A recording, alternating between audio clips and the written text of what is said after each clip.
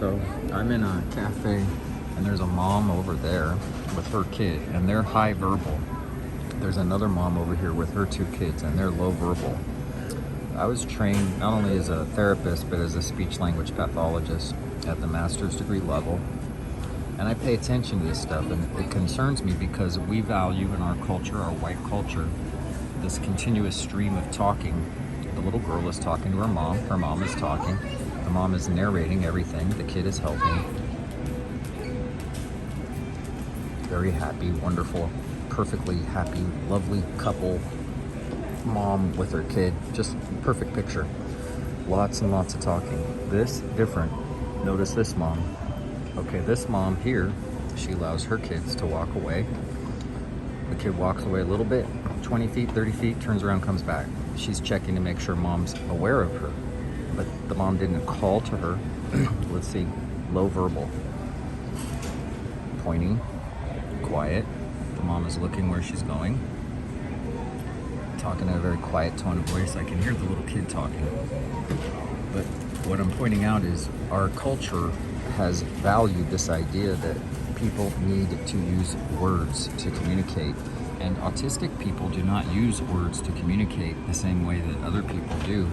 And when you place a value on high verbal and lots of words and lots of spoken words, and all your emphasis goes to speaking and words and vocabulary and so-called higher education and higher word use and higher levels of learning, college educations, so-called high register language such as SAT, Scholastic Aptitude Test, or ACT tests, all those fancy words they use in law.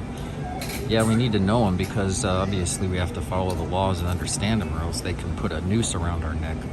But we value those words to the degree we use them in our families. And if a family has a certain culture that's low verbal, such as an autistic person or autistic people, kids, and we try to teach them to be verbal, what we're doing is we're saying, well, those autistic people with their autistic culture have to be normal like us because we value words, and yet we can communicate without the use of words, just like this mom is here. The other mom was narrating every step, telling the kid where they were going to go. The kid was narrating back. They were having a wonderful, happy day. Looked like they were in Disneyland, and here they were just shopping. This mom, her kids, appear just as happy. The two kids are siblings, so they're vying for mom's attention. It's a different dynamic. Mom's totally in charge. Everything's smooth and cool. By the way, I'm in California, believe it or not. There's no one in here looting the place just yet.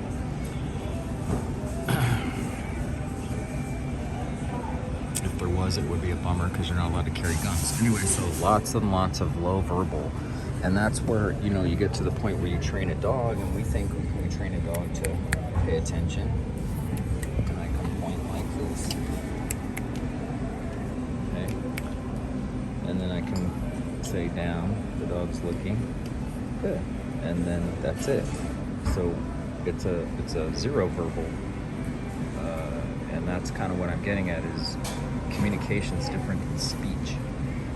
And I think we should start looking at autism as a culture instead of something that's broken that needs to be fixed.